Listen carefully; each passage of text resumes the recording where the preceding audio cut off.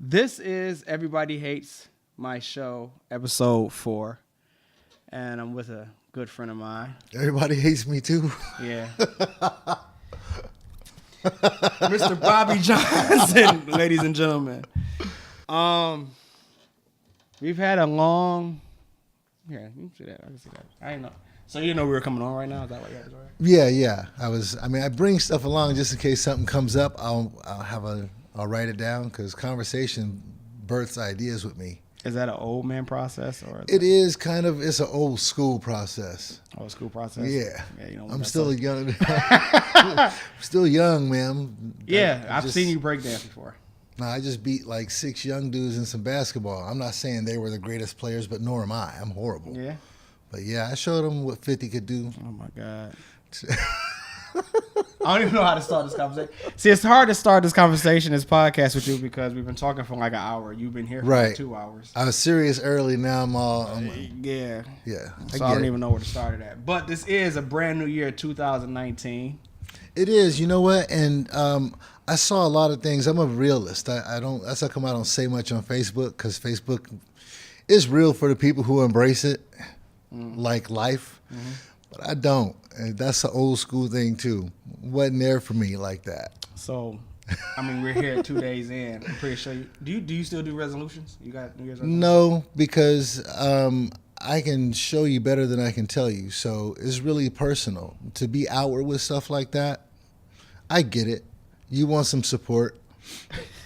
So what are you doing differently that you're not doing no more? You left 2008. You left this in 2008. The thing, 2018 was a test ground for letting people say things the way they want it to be. Mm-hmm.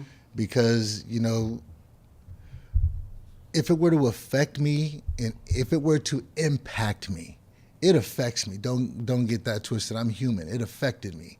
But it didn't impact anything I was doing. So what am I going to do in 2019? I'm going to say it like most people can't. The same thing I did last year, but more of it. Okay, it's my fault because I didn't introduce this man to the platform. This is Bobby, aka Mellow B. What's up? He's a DJ first, but he's in the comedy field, comedy promoter. Yeah, yeah. I like to say advocate, but I guess you're have a comedy advocate. Yeah, because I used to DJ for a comedy event. Okay. And I saw things that the way I run my show is what I was seeing back then as a DJ, like, we could win with the. Mm-hmm. So I just kind of poured more into my ideas into the event. Mm-hmm. And that's how the event became because I didn't start looking for comics through an organization. It was direct. So. When did you start DJing? 1984, Christmas of 84. Christmas of 84. And then when did you start doing comedy shows? Thanksgiving 2009.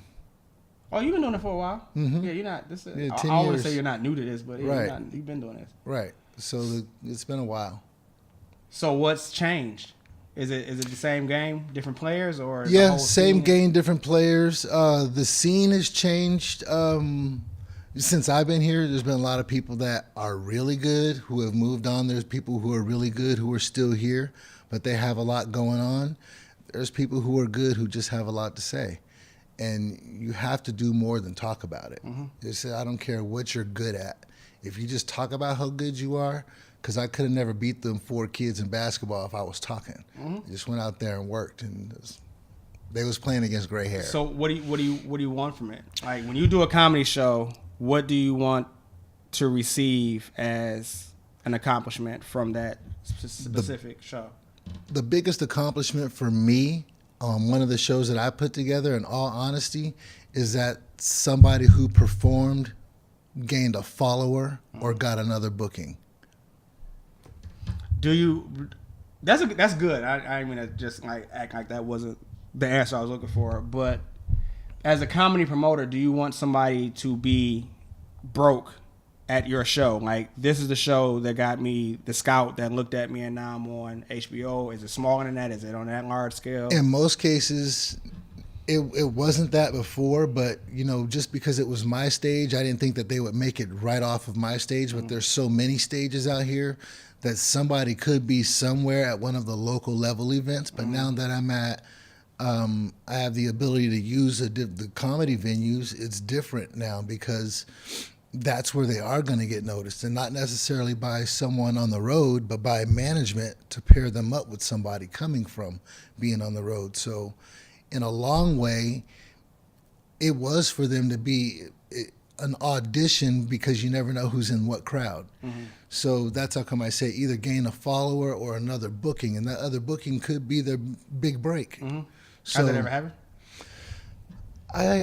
I could say I honestly don't know, because if there has been someone who got that big break, I don't know about it, or it's not that big of a break to where they're shouting about it. So Is it different? Because when we doing the music showcases, I deal with a lot of attitudes. I wouldn't say attitudes, just different personalities. I deal with a lot of. Is that the same in comedy? Yeah, and you can call it attitude. I'll address it as ego, because at some point you have to find your confidence. And if you don't have a personal boost, that's usually your ego or arrogance. If it's not balanced as confidence, it's hard, because a lot of those confident or overconfident or ultra egomaniacs will get the vibe of the whole show off. Because everyone's trying to dance around their ego or that vibe they brought with them, versus a chemistry full of, or a lineup full of chemistry where everybody's feeding off of each other and somehow conductively working so the whole show is good. Not that, all right, well, let's get out of the way for dude so he can feel like he tore it up. I want everybody to tear it up, not because they felt like it, because the crowd said so. How often does that happen, though? How often does it happen where everyone is kind of like feeding off the same energy? I'm pretty sure the ego thing happens a lot more so, doesn't it, or no? No, and I guess that comes from knowing who you're working with, and that's what I try to do, is find out. Everybody's like, okay, what would this person add value to these other people on a show? So I kind of go off of the chemistry of, even if it isn't ego, I want the ego to have balance with the people who are on the lineup, not to over affect the other people performing. Yeah, it's tough. Yes, and you do it so much. It's because I'm exhausted. Not from what you're doing, but I'm exhausted from like what I'm doing. Where it's just like every week, it's you have to understand these people. You're the bookie, so you have to do background checks. You got to check and see if this stuff is hot. You got to know how to talk to this person. You got to know how to talk to this person. And then it gets to the point where it's starting to close up, where it's not that many people anymore. Now you're only working with the same amount of people, only because now at this point you don't want to deal with all the attitudes from other people. You don't want to meet no new people. So how does that? I'm just trying to bounce that off. I'm trying to talk to you as if like we don't know each other, but we actually do shows together. We know some of the answers already. Yeah, we know some of the answers already. But it's I guess we never really had a conversation where we can actually talk about what can you bring to the table and what can I bring to the table. I really do think hip hop and comedy gels well together. I mean, what, the Def Comedy Jam? I mean, you always had a poppin' DJ involved with the comedy show. And I would say it's probably in the digital age is when it kind of started to like separate, because the digital age kind of destroyed a lot of work, hip hop culturally based things. And I see they're coming back together now, and I think that's why we're doing so good with what we're doing, the idea rather of it. But yeah, I just see you, the same feud, and I see with myself. I started to see you feuding with your side. Right. And I just look at it like, wow, is it because we're doing the same things? Is it because we're on somebody's looking at us on top of a hill? Why are you going through what you're going through right now is what I'm really trying to get the answer out. Because a lot of people, I said everybody hates Pest, and you said a lot of people hate Bobby. So why do you feel that is? A lot of it is, I don't know, because I mean, growing up, God, is such a deep-seated answer, because I can't give one of them 2 feet in the water responses. But we could take it right back to where this podcast started at. It's New Year, and you've been doing it since 2009, 10 years. But we talking about what happened last year. Like what happened last year? Because you've had a lot of things happen to you in the past year that's making you say, "F that, I'm not doing it this year." Right. And there's also people. Those people brought this out of you. The first thing is, it was, remember I said it did affect me, but the part of me that it affected was business, because I am my own business. And if you're affecting my money, then, you know, I have to say at some point I'm a fool for continuing this way, but it seems foolish when I stop doing it, but the fruit's sweeter. There's no, what direction are you going to go in? You know, if the fruit is sweeter and you have less of a headache and you're not doing something to benefit somebody solely just for that one individual, that was part of the problem. Yeah. Because I do elevate people above myself, but it's not my problem how they react to that power they were given. But what happened? Like, there has to been a moment where you're like, okay, this is not going to jail. And I'm not trying to bring any names into the conversation, but it's incidents that we can. It's only one incident that kind of took everything off track. And once again, that ego has people rally around it because it's beneficial to shoot another brother than the dude in a white suit with a white hood. So, just like before we started this conversation. This is going to be hard. So, what I won't do this year that I did last year is go on vacation to the middle of the ocean somewhere with a pending event that has not been closed as a deal yet, with my proposal in two people's hands that was never presented to an owner. I will never do that again in any year, because it's not my fault that I trusted somebody that I had trusted before. But it is my fault because me and that person that I trusted had already fallen out before, and I allowed it to happen again. So it hurt worse the second time. Yeah, that's what I was about to ask. You're not going to take any accountability for this, but you have to, because you let it happen once and then you did it again. So you kind of almost have to take full responsibility. And that's how come I said it's going to be hard. But in that moment, that was my clarity. I don't say nothing. Yeah. What does that change? I get it. You'll never let somebody mess. You know, you'll never get that close and let that happen again. And allow somebody to have control while I'm gone, where I can't oversee the fact, because it's my money. To hell with the event. When I oversaw the event from Hawaii and pulled all the strings, when it was said and done for the follow-up event, I didn't get pickup calls from the people that I trusted. So I knew right then there was a coup. And to this day, you still don't deal with that, or I would say venue? No, actually the venue called me. Oh, okay. After the structure of the untruth was not presented. When I gave them my documents and proposal, they were like, wow, this is awesome. We'll be glad to do it. So it just tells me that people were afraid to do business. They were afraid of what my business plan. It looked like it was too much. Did you plant a lot of seeds for your competition? Would your competition be your competition if you weren't doing what you was doing? Meaning? Nope. Because they all called. They all called in the disguise of a friendly phone call. Hey, man, how you doing? What's this and what's that and what's this and what's that? And how you do this? And I was like, wait a second. This is a consultation call. You charge $150 for a call like this. It sounds like you got a good idea. Go ahead and run with it. That happened over and over, and I kept taking the calls, and I said this last year. I ain't taking no more calls. Yeah. It's a New Year's thing. That's your New Year's resolution that you said you don't do. Yeah.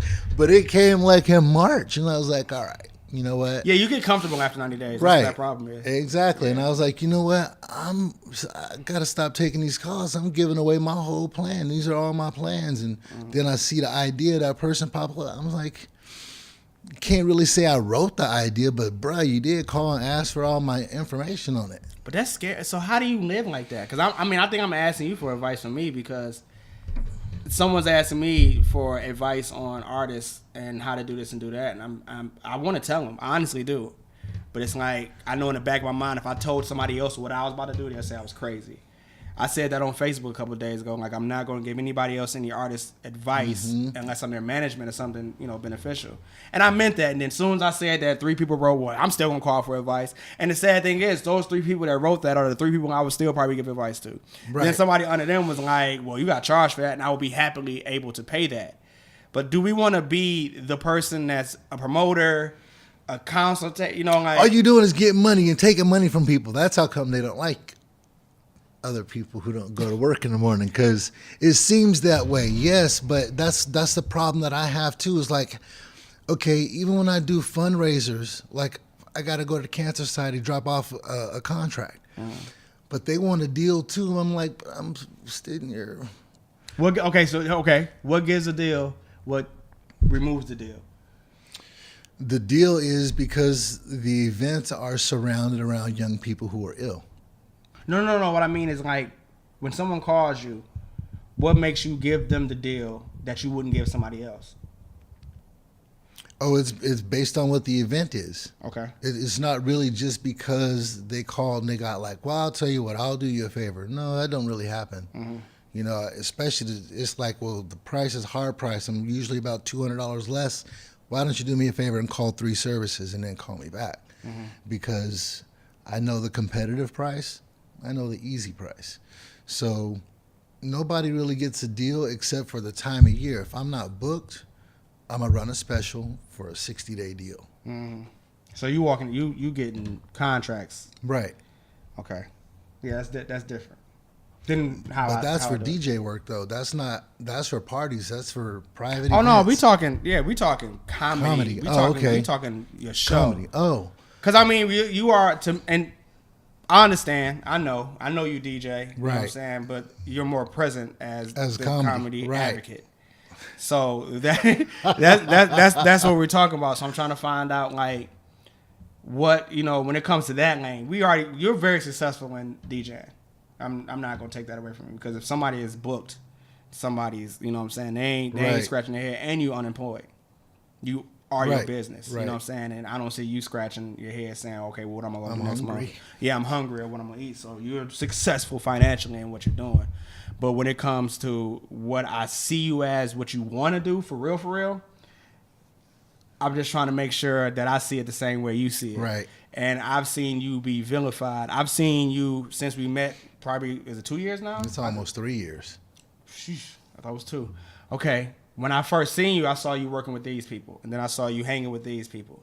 And as those 3 years went by, they either switched or I don't see these people at all. I see these people doing shows, but then I don't see them. You do a lot of shows, and I never see them there. Right. So I'm just trying to find out, like, is it you? Is everybody crazy and you're the crazy one? Or I often wonder if I'm the crazy one, but when it comes down to the bottom line, it's not even about what's funny. Mm. When it comes down to a bottom line and getting a venue in that regard, it's really about the show, but it's more about, the reason I say anything about the audience is because if there ain't no audience, 2 factors. No club wants you, no stage needs you. Mm-hmm. Those are 2 real factors. You're not needed if you don't have anything. Would you need to do a show with me tomorrow if I was like, I ain't ever did a show, but I got 2 speakers, and you'd be like, well, who's coming? No, I'll be straight. Right. Yeah, I'll be good. You'd be straight up, be like, I like you, dude, but yeah, I stay home with my boys for that, and I'm cool. Mm-hmm. And I get that. And that's kind of where some of this comes from for me, is it's not really about me. It's about the event. So if I can make the event good for the people, then the people keep coming to the events for different faces on stage. That's why it's important for them to win a new audience member. Because next week you could be in a new location and the old audience members will come to you. Mm-hmm. But nobody understands a following. That's called a following. When they go from, I saw you last time, I have a following. When people say I was at the show somewhere else. Man, what you just said made me want to spiral off into like 4 different lanes of like the next question I want to ask you. Because even with that, I go to comedy shows. My wife will tell you, I hate comedy. Mm-hmm. I hate it. I don't know what it is. Like, I don't want to say anybody's name, but on a big scale, I'm not talking about nobody I can touch tangibly. But even on big scale, I go to the comedy shows and I'm already like, you gonna make me laugh or not, nigga? You know what I'm saying? Like, I ain't really expecting you to make me laugh, but if you do, good luck. So now that I'm doing these events with you, I'm seeing the comedy shows and we're dealing with the same people. How do you feel about them not being able to keep their comedy fresh? Because you're doing a comedy show on Monday with somebody Wednesday and Saturday, and they're running the same stick for 90 days plus. What does that do for you as a business runner? Some of it's twofold. Some of it's irritating because they haven't stepped outside of their comfort zone. But the other part of it is good to know that they have a go-to set. Because if you require them, let me put it to you this way. If somebody just wrote a hit record and it was a first day performer and they forgot the second verse, what is everybody else on stage going to do? But is that the same thing? It's not the same thing, but when you have a collective audience of, let's say, 50 or more sitting there, and you lose your, you're on the roll. You got them laughing from the intro to your first joke, and then you're on your setup, and your premise setup, and you're about to hit your punchline, and your punchline falls through the floor. But you usually take a break because everybody else laughs at that, and nobody laughs. That's where having your go-to material matters. So it's kind of different because it's not like they're forgetting their lyrics, but if their jokes fall through the floor and it's some new stuff or fresh, sometimes it's that old dusty joke that works because the fresh stuff came from here and not here. When you first start, everything's from your heart. Everything's from your heart. But now these cats get so cerebral and trying to be fresh, and that's a problem. They've been coached into something they don't understand. They have a writing coach that ain't there when they're writing. Yeah. So what's funny to you then? I mean, like, what makes a comedian a comedian? Somebody that can just go out there and somebody actually being fearless is number one. That's the first thing. But I would think being fearless is more impromptu comedy then. Somebody going out there and owning the crowd no matter what situation they're in, not really remembering what they wrote down on paper or what they... Well, that's one part of it. And then the other part is, knowing your set. Even if it was never written down, but you're going from memory of like, okay, these are true life stories. I can tell these three funny stories and boom, that's my set. If you know that with variation, that's funny to me. Because you can't tell it the same way every time because every audience deserves a little tweaking. But honestly, those are the things that get me is if you're consistent, because nothing else, I mean, when you're inconsistent, when you have hit, miss, 3 misses, and I give up for 6 weeks, I don't want to book you. Yeah. You know, I want to book that one guy who, okay, I can... What's funny to me? I'm trying to really rap. What's funny to me is a guy who can really, or a girl, a guy or girl who can really just go up there and own themselves. Because sometimes it's not about what you write. It's your presence. It's presentation, it's stage presence, it's all of that. But me personally, I'm having a hard time because I don't want to give. I know when Kevin Hart goes on tour or these big comedians go on tour, they have the no camera policy and all that because I'm telling the same jokes. You know what I'm saying? Like, right. I don't want everybody to know my jokes. And I kind of like, I'm seeing that situation happen on a smaller scale because I'm now in your circle and I'm presenting a video, for example. And I can play the video from the last joint and place it into this one. The only thing you'll notice is the clothes is changing. Right. No, not even the background, because I mean we talking the improv and stand up live, so you have comedians in there doing the same thing. And I just don't know. And the reason why I'm so like skeptical on how I edit the video is because I don't know who that's gonna hurt if I put it out there the same way. Because if that person's punchline, if they got a 5-minute set and that person's punchline is always in between 3:40 to 4 minutes, it's like you're going to get exposed because you're going to keep seeing me put the same clip. You're just going to be wearing different clothes.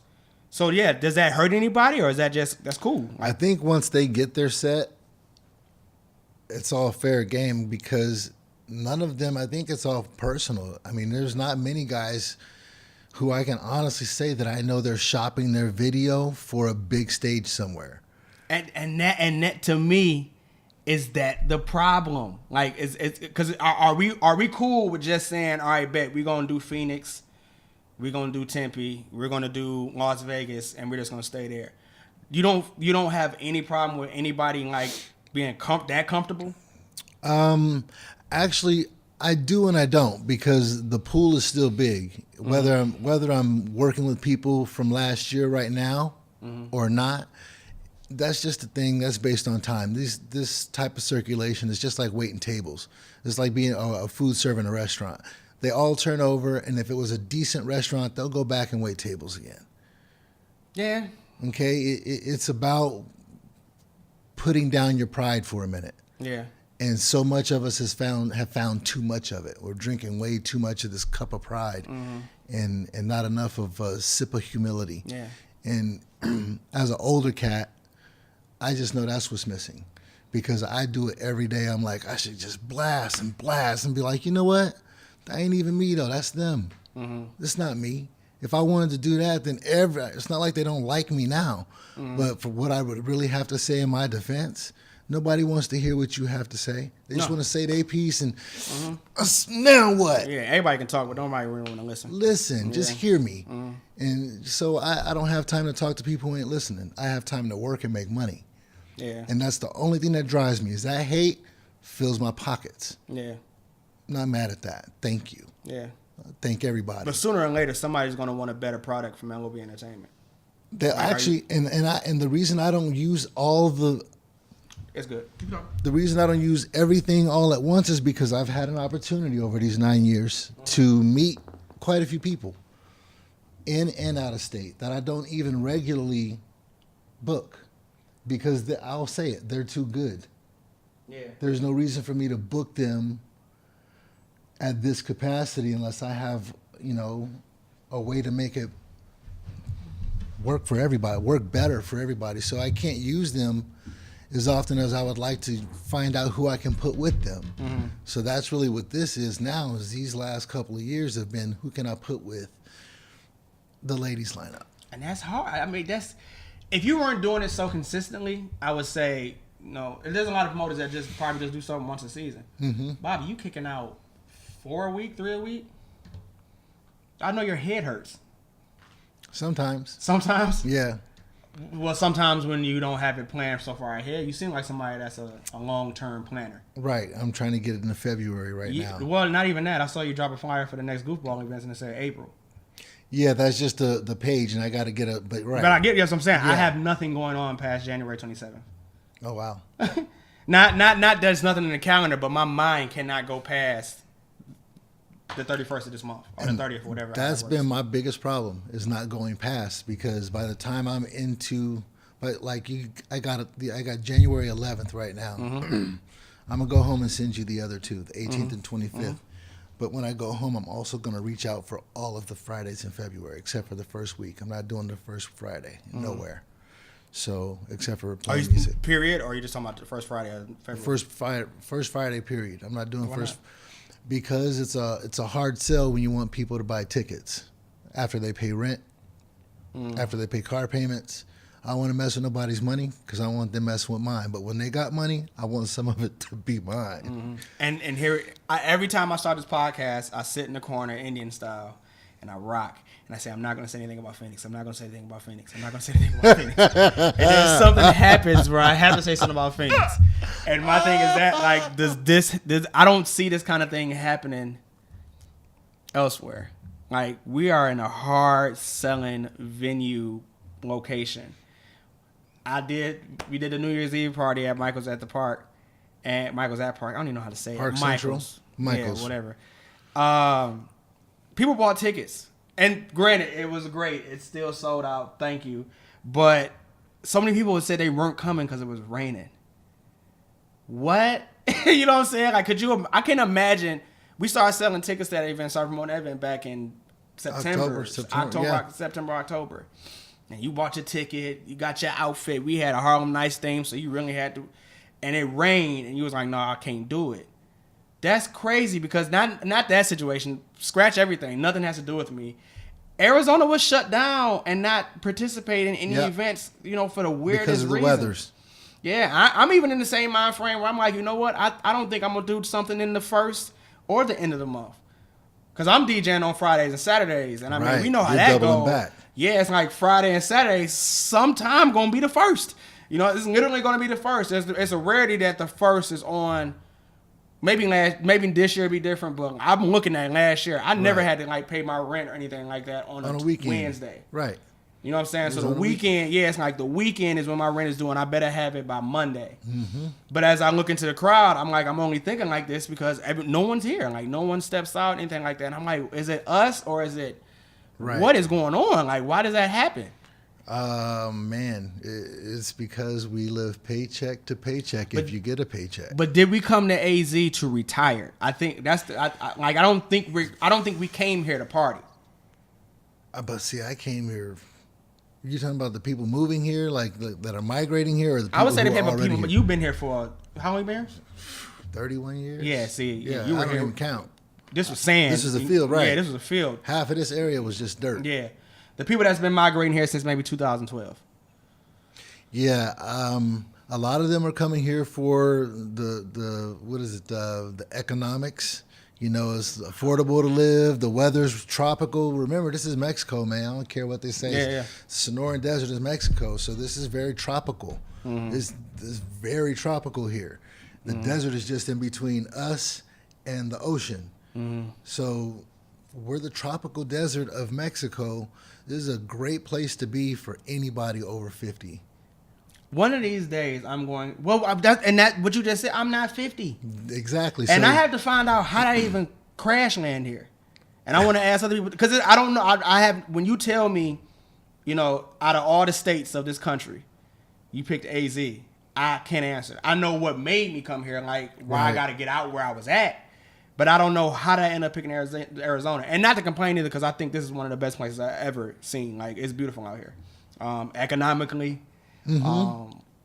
I wouldn't say culturally, but that's starting to make a shift because there's so many people bringing a culture. Exactly. You know what I'm saying? So we're leeching on to that. But I just don't think the nightlife scene is Arizona's thing. It's not as much. It's a forced issue, and in my opinion, it always has been, because I've been around where I've been out here for 31 years, 30-something years, and for all the nightclubs to have turned over, and this is when the suns were popping, you know, all those, soon as things fade out a little bit, the club shut down. Mm-hmm. It's like the Stars brought us the money, now they got traded. Charles retired, we're done. Mm-hmm. You know, then other bars pick up because the athletes put money into them, or athletes will get a lease on a building. Mm-hmm. It's never really been just a nightlife. Like there was home-based clubs that are still here. Mm-hmm. They're not. Was Scottsdale always a key spot, or that's Scottsdale's always been a hot spot. It's always been it's old money out there. Mm-hmm. It's old money. Yeah, I'm trying to figure it out. I mean, I'm working on my fifth. I think I'm working on either my 5th or 6th year here. I've seen it progress a lot. I mean, It's nice. It's getting there. But I just don't understand, you know, like back home, the money was just so much different here. I mean, I would do the same event home and make triple and do the same and put in less work. Here I'm putting in so much work and just the result can't even compare. I think a part of it is the seasonal issue, because I'm sure you guys go out in the snowstorms in Detroit. Oh, you don't have a choice. Okay, so see, in Arizona, you don't even have a contention. There's no reason to or not to go out. Mm-hmm.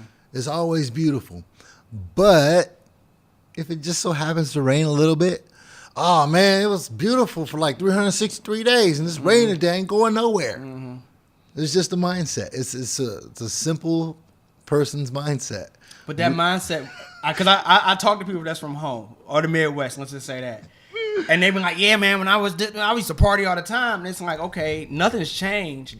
You've come here and then you just kind of like absorbed your surroundings, and now you act just like an just Arizonian. Like the atmosphere you're in. Yeah, so it's like now you don't want to go out because you ain't feeling it and you're going to sleep. And it's like, dang, man, you really changed since you moved out here.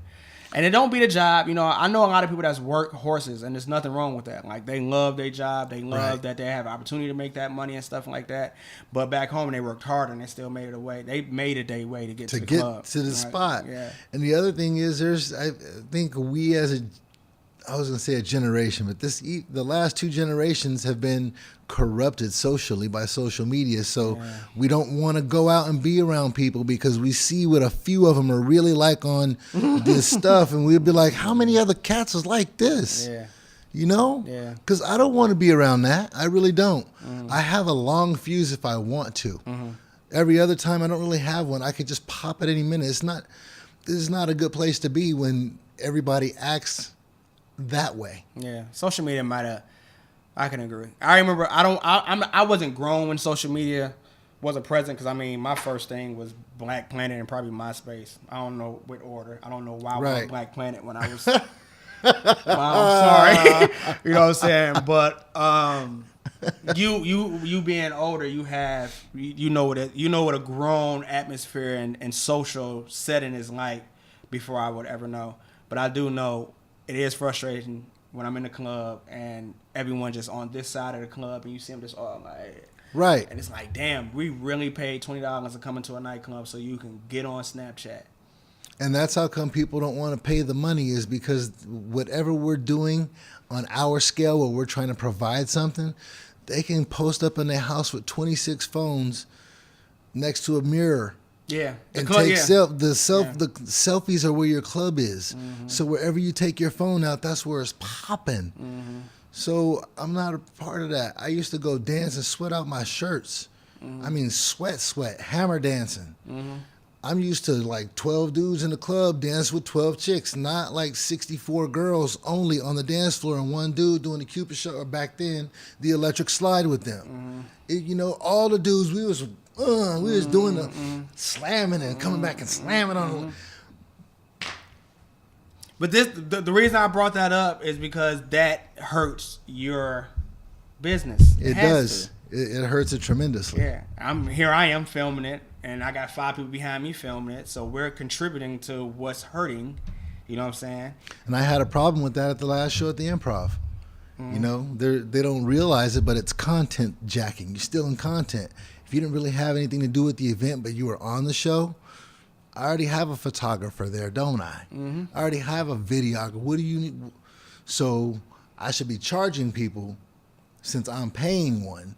I should be charged. Well, your videographer owes $20. Everybody's got to pay. Also, the comedians are bringing in their own videographers and photographers. And I saw that, but I didn't know. I'm thinking that's just a patron, so I didn't really care about that.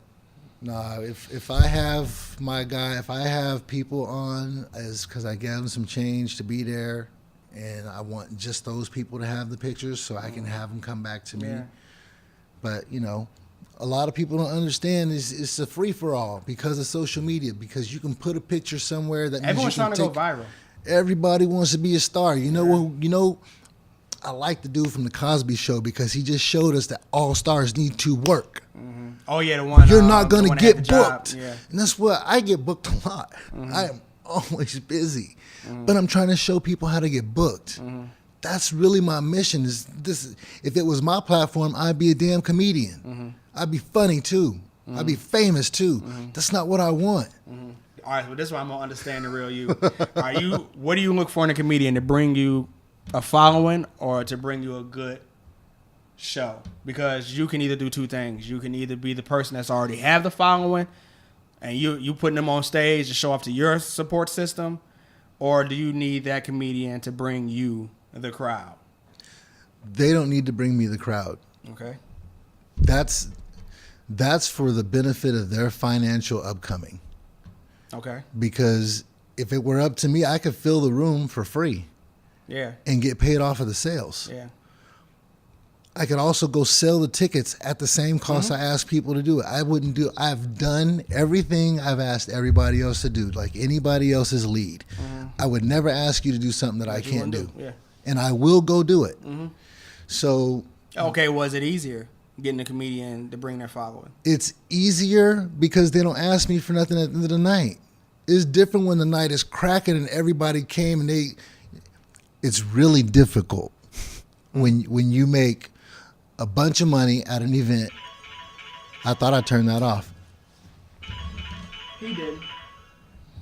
That's cool. But no, let's because I got you where I need you. So, Right. Yeah. It's difficult when you set out and you know what your projected finances are for the night. I know what I'm supposed to make based on my work effort. Nobody else wanted to work, though I gave them the opportunity to make money. Don't ask me for a dime at the end of the night. I'm not being crass. I gave you 30, 45, 60 days to sell and make 50% of whatever you sold. And if you wanted to make a deal, then keep all of it. Right, but nobody wants to, even when I say keep more. So see, once again, if it was about me. Well, okay, in hip hop in Arizona, you have your people that you know for sure have a following that can bring people out. And is that in comedy here? Like, yes, you know, if you actually, you know what? Yes, and it's truly up to that performer because those who have a following are in control of their following. So if they decide to say, "Hey, this is the only one to come to this one right here. This is where I'm going to be," that's where their following but do shows you up. pay them for that, or do Oh they, yeah, okay, yeah. That's my point. If they have a following, I'm not going to hijack you for your following.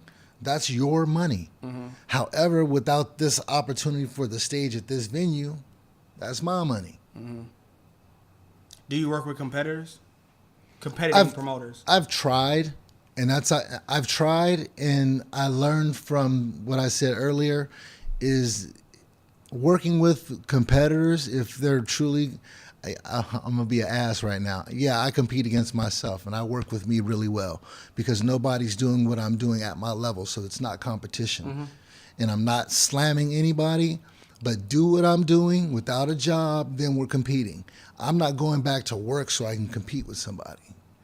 So I'm going to stay right here doing this and as much as I can and fuel the fire. I'm trying to do 2 shows a night. That's what my ambition is. Whatever I have going once, I want it to go twice. So if I've got 4 a week, by March or April, it should be 8 a week. And it makes the money. Right. Yeah, it makes money. I just don't. I never knew personally, not just here with this podcast and like just trying to ask you a question on Facebook, but it's like I never knew what your personal goal was in this aspect. Right. Everything that I'm doing once to do twice because that's what you do at work. You only go to work once a day. But for yourself, you have to work twice or 3 times as hard. So whatever I have established that's been consistent, I have to now duplicate it. But looking into 2019, then what? So what's your goal? Actually, the goal is to duplicate what I'm doing, and in order to duplicate it, that means I have to employ. So it's actually putting people in a position to make money, but physically paying them a portion of what I negotiate, and then from there. But it's still to give people an opportunity and. Working for yourself, man, don't matter. If I were to work for you and do exactly what you told me to do, and you told me my cut was going to be over 50%, I would do that I would sweat doing it.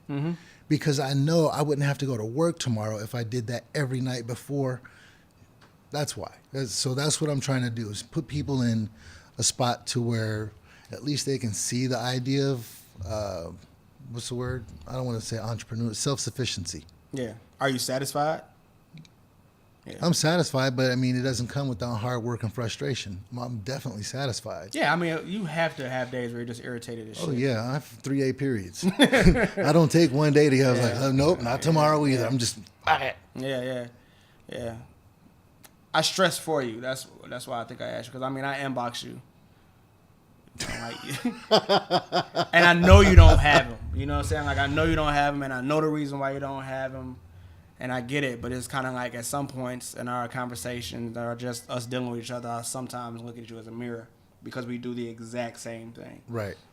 I may do 2 things that you don't do, but you may do 3 things that I don't do. But in the one thing that we do it's the exact same thing. That's the only reason it finally clicked that after you shot the first goofballs, I was like, I should we should do something. Yeah. Because this dude is like, he's racing out of here like I am. Like, soon as you race, I was like, man, let's hurry up so I can go. You know? And nobody else is on that. They're hanging out after the show. And there's nothing wrong with it unless there's some building skills, but it's just hanging out. Yeah.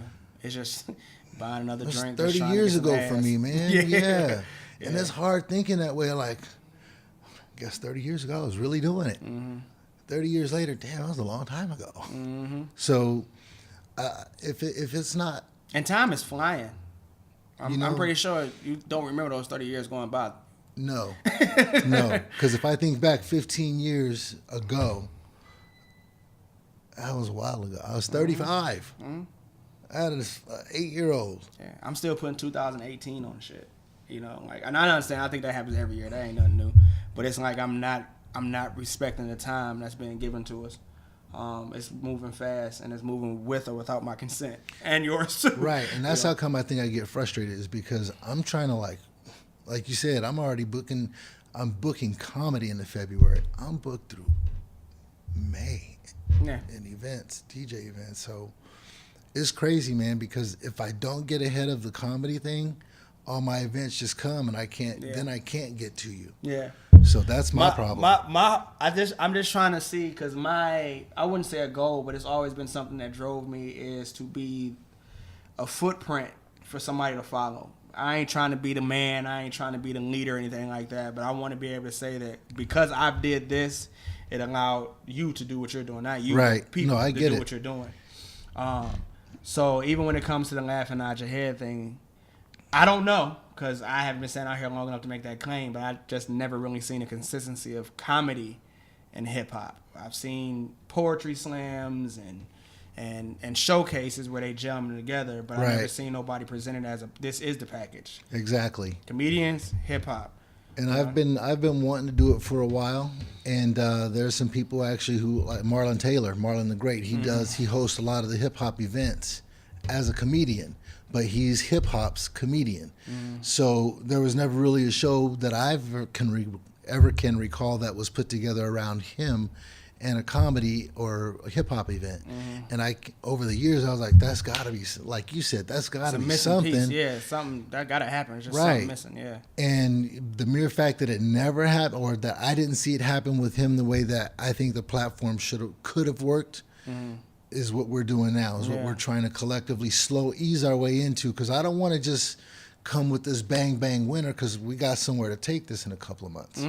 So, you know, I would rather come into it gradually until we find our chemistry and be like, okay, this Thursday night's crew work together, that Thursday, and then do a monthly somewhere.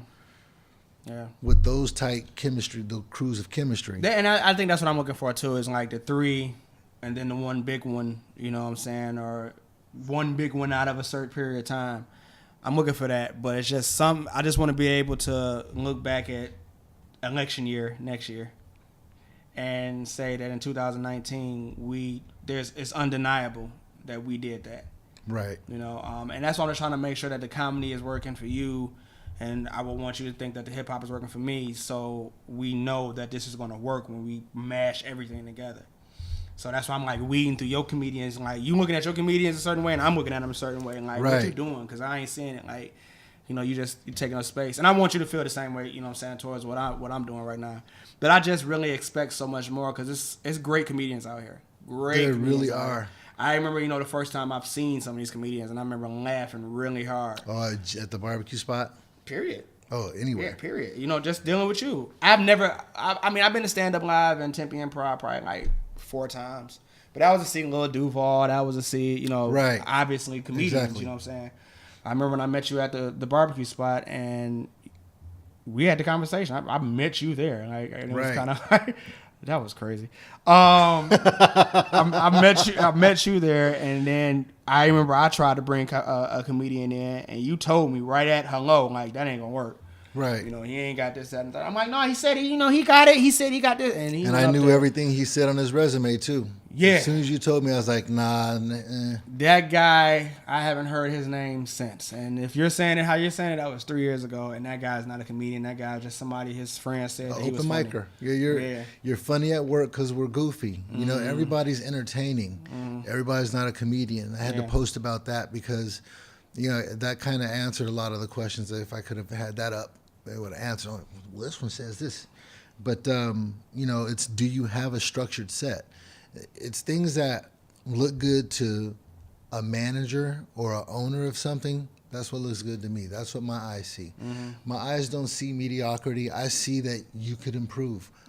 I'm honest like that, but most people don't want to hear that I could improve. I came and killed it, right? So they answered themselves for you with the right. And I'm like, well, how do you really feel about it? Yeah. Because you told me how I feel, so I'll second. Well, honestly, I can't book people because the bars and the venues don't want them back. Why is that?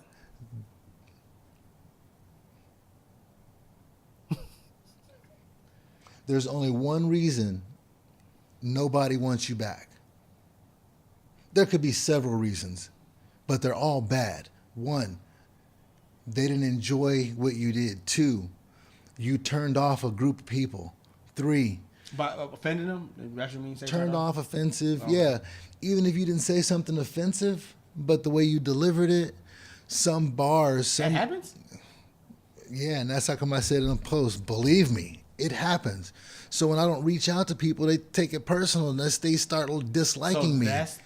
See that? Why you didn't say that 51 minutes ago? Because you got to watch the whole thing. Well, yeah, because that's what I'm like. Yeah, Bobby, you got a lot of people out here that I just don't see. Okay, all right. But once again, that's their problem.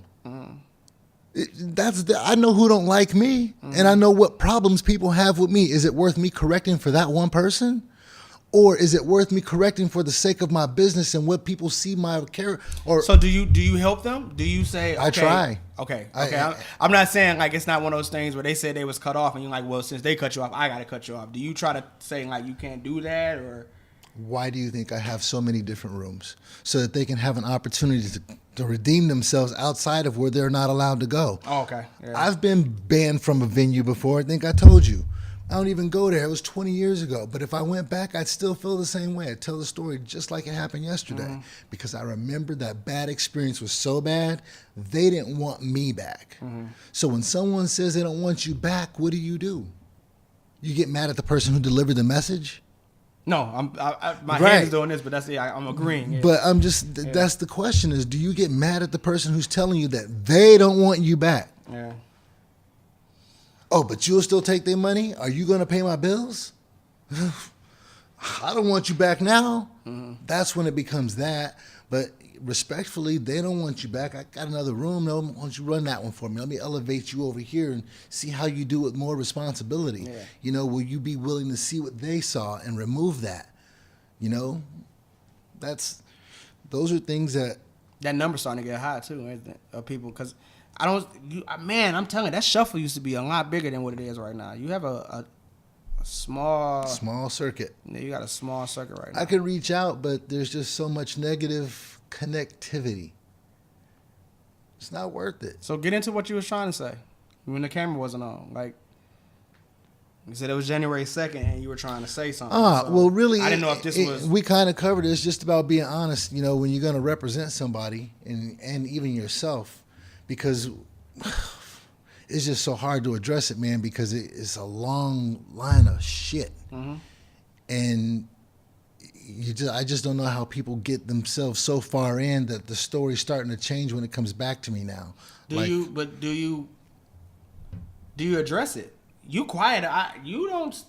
A lot. You, Bowtie, a couple other people always inbox me and they're like, yo, I be feeling what you be saying on, you know what I'm saying? On Facebook. You want to know why? Because we all, I think, and I'm glad to hear that, and I like to chop it up with these cats, but really, because that's the professional edge that we have to take, because if we don't own the venue, what we say could be just as bad as them not liking them. Gotcha. And that's a real visual for somebody who works for themselves.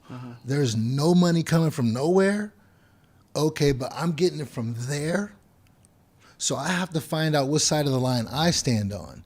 It ain't got nothing to do with you or the club. It has everything to do with me. So I put me first to them because they're giving me something to coincidentally give to you. But if you don't want it, I'm going to take all of it. I have no problem with that because I'm going to work for my part. I'm willing to see how much work you want to do for yours. Yeah. But the reason we have to be quiet, if I owned it, I'd be like, man, get your rabbit, get your bunk, man. What? I think we kind of all would kind of be like that. Right. Yeah. And professionally speaking, I don't think I would be in the position I'm in if you addressed for the last 3 years addressing something. In fact, I met the general manager at one dude having a fight with a group of girls at Stand Up Live. I met him on a humding. And 3 years later, he goes, I remember you from that scuffle. Everything was cool when we met. That's kind of my point. If I would have acted after, man, we should come loose on them. How they going to ban us from here? How they going to do us like, I could have did that. And people do that. And they I'm did. Glad you do, yeah, because people that do it, you see them, they're struggling. They keep saying they coming back. I'm back. I'm on the scene. And it's like they never even make it off because they got a bad reputation out here. So the reputation goes beyond the promoter. Yeah. And what we do is we're the peacekeeper. And how much peace you can really keep when you have a hostile group of people. How did they revere Dr. King? Wow, that's deep. Yeah. You know, they had to take a bullet to him. Yeah. Jay-Z said it best. I can't remember the lyrics, but he said, if you prepare to succeed, prepare to get crucified. Yeah. And he named every Jesus, Malcolm, Judas. He named like all these people that had a mouth on them. Not a mouth in a negative way, but outspoken. They said what they felt in their mind. They all was crucified for it. So, yeah, I guess you're right. They said it with righteousness. They said it with gain. Conviction, yeah. Like they meant it, and actually they converted people to believe in what they spoke of. So right. Yeah, you can't have somebody leading the masses like that in the opposite direction of where you're already supposed to be going. So it makes sense. But you got it, you know what I'm saying? You got it. I'm only asking all these questions right now out of content. I know what it already is. Right. I know you do. Yeah. I know. Yeah, I know what it is. I'm just making it seem like I'm a good interviewer and stuff like that. Oh, you did really well. What's the 2019 went perfect? That You can't say I had a lot of events and everything. I was booked 52 weeks straight. Right. 364 days out of the year. Only took one day off. Like when it's 2020 January 1st, what will make this year perfect? This year's perfection for me, it would be, and I'm only going to answer in the sense of comedy, since that's the basis of the interview. But in the sense of comedy, the position I'd like to be is the promoter at Stand Up Live, Tempe Improv. The guy who does the urban weekends, any of the bookings like that, I'm after that. There's somebody doing it now? Are you trying to knock anybody out the box of that position, just not as in... Okay. No, I believe they are. I mean, I don't know what kind of deals anybody has with anybody, but I know that AZ Nightlife or Urban AZ, one of them or both of them, they host events there too. I want to be the guy who's premier. Ain't nothing else to be said then. Because, on every level, I've put in a different amount of work on a different level in a different circuit. And I'm only after sweeter fruit. There's no other level for me to go. I'm working there now. I'm just not an employee. So and seeing what I can do as working there, not an employee, with no backup. I'm pretty sure they respect you. So I'm trying to respectfully get to that position. I'm not going to get there running my damn mouth like a fucking punk. No. It's not going to happen. I felt that. That was towards somebody, but that's not my job. That was towards everybody that's running their fucking mouth, because it ain't just one. Yeah. And some of them called and sent me happy New Year, and I laughed like, do you remember 2018? You remember? We forget. I know some people that's soggy, that they're not really, because I can only imagine You know, being at a smaller bar, not necessarily a hole in the wall, but just being at a small bar, and then getting into it with you, and then seeing your next flyer be that you're at stand up live. Because I imagine stand up live in Tempe Improv being a pretty high achievement for. I know there's a lot of comedians that perform there, but just even that first time performing there is kind of like a big achievement for a lot of people. So I know it's some people that are like, oh fuck, you know what I'm saying? Like I actually hope they are, because I ain't did nothing to nobody. Yeah, and I know you haven't. Yeah, and I hope they are feeling that, because in the future I'll still work with them. I'm not above forgiveness or mercy or grace, because I'm a man of faith. But the bottom line is I'm still a man, and don't forget I'm human like you. So if you feel some nasty, negative sort of way, so do I. So do I. And people don't get that. It's not, humanity is not just your side. It's, all of us have that same fire. Yeah. Just manage yourself better. Well, I don't really have nothing else to say. I feel like anything else that can be probably said or probably be bringing this into a conversation of platform that I don't want to have this go towards. No, it want to be positive going into the year. Nothing I said was negative, but for the things that were said negative against me, I still don't have anything to say except for when everybody's ready, we got work to do. It's money that people missed this money before. So are you expecting to, is the word amends? My answer is yes when people come correct. I never said you're no not in the first place. There's nobody that you're thinking in my mind, like I need to go reach out to them because... Nope.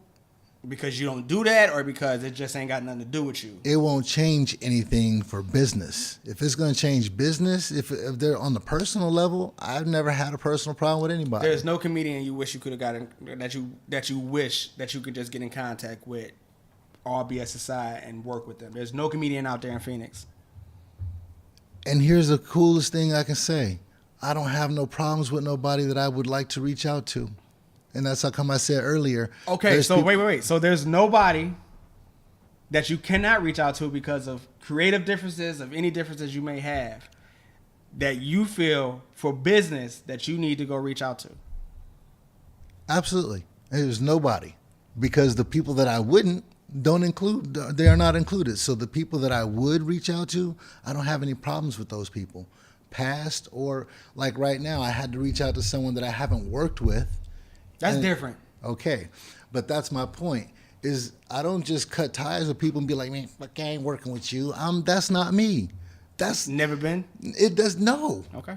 It's never been, because the whole point is, how can I be a public figure and not do things that's beneficial to the public? Mm-hmm. That was my problem when I had an out-of-town gig 4 years ago in the first place. Mm-hmm. It's not because of one man that the show was hot. It was because the production went every week consistently that the show was hot. Nobody wants to say anything about the group. Everybody needs a trophy. I don't need a trophy. I got those when I played. That says so much. That right there says so much about your character. I have no other questions, because this whole time I thought you were doing it. This whole time I thought you were doing it for, per se, like me. I think I would want an artist to get signed from them being at my platform. So that's why that's why I choose the way I choose. I choose because there's people that I just feel like music, I wouldn't say that it's bad or anything like that, but it's just music I don't listen to. Right. And me being a DJ, I feel like if I don't listen to it, it's because it's not a good song to be in rotation in the nightclub. Not to say that they're bad or to say they don't. It's just not nothing I would listen to. There's a fit that's not making. Yeah. It's something that's not. And fitting. I know who's coming to my show potentially might get them, you know what I'm saying, that artist into a certain situation. You explain why you work with who you work with, and you explain what makes it. This is your field. I can't tell you what's not and what's not funny, what's funny and what's not funny, because I don't particularly go to comedy shows. Only comedy shows I go to are the ones that you're standing next to me on stage with. Right. You know, so you know what works and what doesn't work. But yeah, just hearing that earlier, you know what I'm saying, really expressed how to respect you, you know what I'm saying, like in what you're doing, and understand why you're doing it the way you're doing it. Because I really thought, I didn't think I just really thought that the way this was supposed to be done was, we doing this, and we gonna get a lot of money doing this and get rich doing this. Right. Yeah, that's the goal for you, but it's just kind of like you patient and you understand that there's a way to get to that kind of money. Mm-hmm. It's not the way they're doing it, you know? Right. So that just separates you from all the competition that you may have because you're your own entity. I design a lot of these flyers. And I design a lot of flyers for a lot of people that's outside of Arizona. Mm-hmm. And when it comes to comedy shows, I really only see, in Arizona, when it comes to comedy shows, I really only see Bobby's name. You know, and that's respectfully. I'm not saying that to call out anybody and say they're not getting flyers designed by me or something. But with that being said, with me doing flyers and me being in that industry, I see a lot of people designing flyers. And I know a lot of people designing flyers. I don't see them pumping out comedy show flyers. Even how yours are.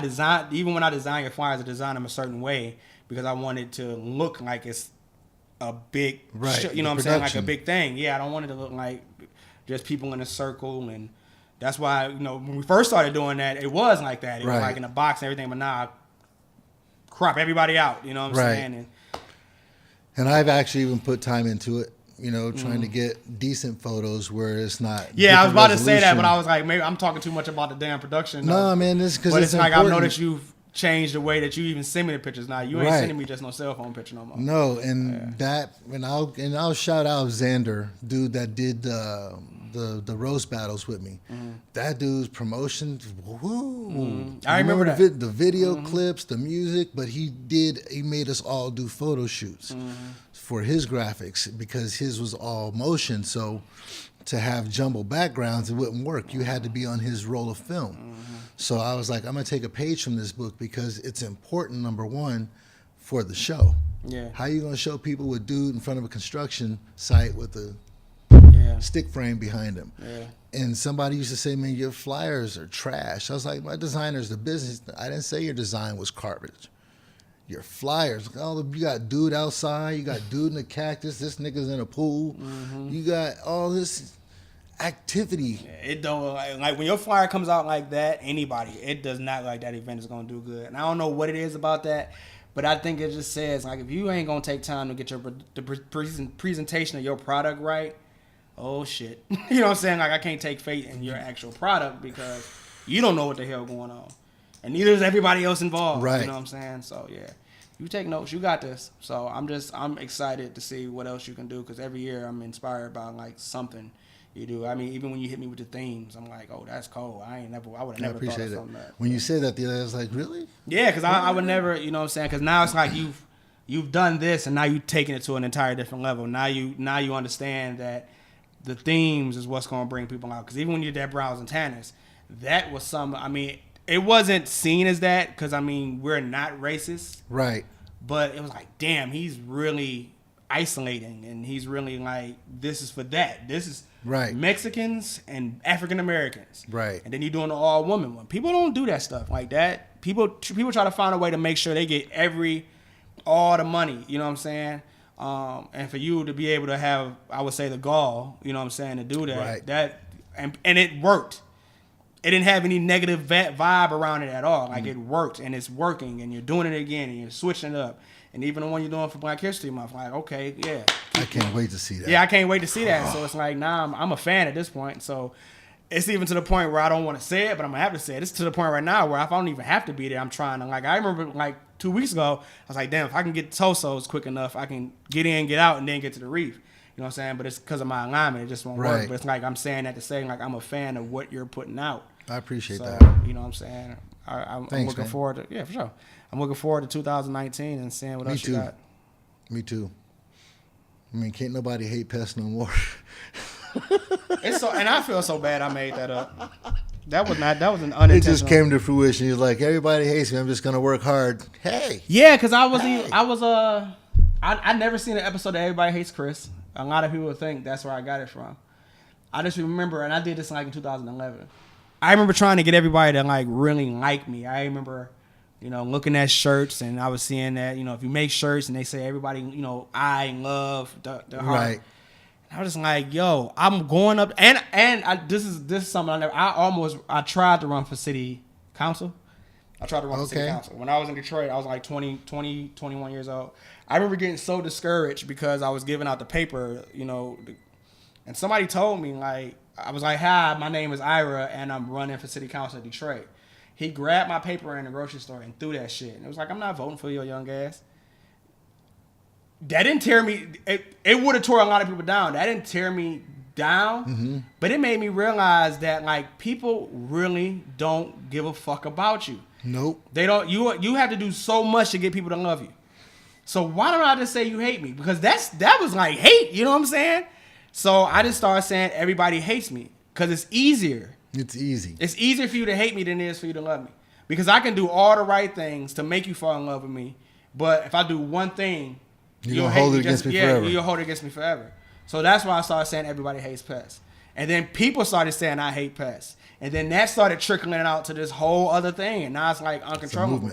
Yeah, even my DJ name was a mistake. All this shit is a mistake. You know what I'm saying? Like, I'm just living life by mistake. You know what I'm saying? So, that's funny. I hope it all works out, man. It is working out, man. You're killing it. Because I've been out here for 30 years, and I rock with all the DJs out here. They're all my peeps, all of them.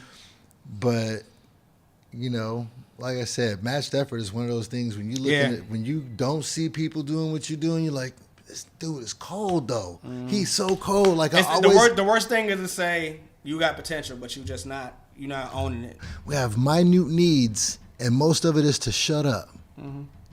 If you be quiet, you can get a lot done. People talk too much. People talk too much. I used to didn't understand that. Like this, we're gonna stop in a couple of minutes because it's like we can probably add another 2 hours to this just by talking about just people. But yeah, I remember I used to just peep my OGs, people older than me, like, shut up, stop talking, because when you I don't even like talking about the universe and all that stuff. I really don't like it. Like I despise it. But yeah, man, when you say it, you put the wrong kind of attention on it, and if it don't go right, you look stupid. Right. At the end of the day, so you never wake up in the morning on January 1st and say, yo, this my year, blah, blah, blah. Because the minute you say that, you're courting all attention. You know, and even in the 48 laws of power, whether you believe that theory or you don't believe that, number one is you never let anybody know what you're doing. You know what I'm saying? You work in silence, and people need to get out of that. Yeah, man. This is Everybody Hates My Show, episode 4. This is Bobby Johnson, OG Bobby Johnson, Mellow B, however you want to refer to him. Just make sure you say Bobby. Bobby. Yeah, Bobby. Damn it, Bobby. Yeah.